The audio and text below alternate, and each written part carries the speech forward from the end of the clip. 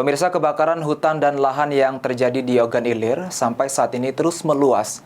Tercatat hingga kini sudah mencapai 20 hektar lahan terbakar.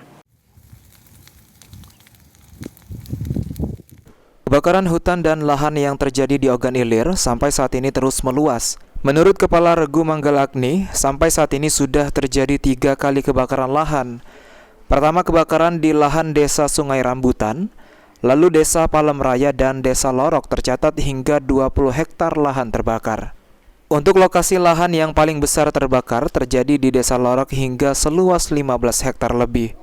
Ditambahkan Rahmat, untuk lahan yang terbakar masih dikategorikan lahan gambut tipis yang masih bisa diatasi dengan penyemprotan air dengan mesin secara terus-menerus. Yang ketiga. Kalau sebelumnya di mana? Kemarin di Sungai Rambutan. Kalau di Sungai Rambutan itu berapa banyak yang sudah terbakar? Kecil 1 hektar. 1 hektar.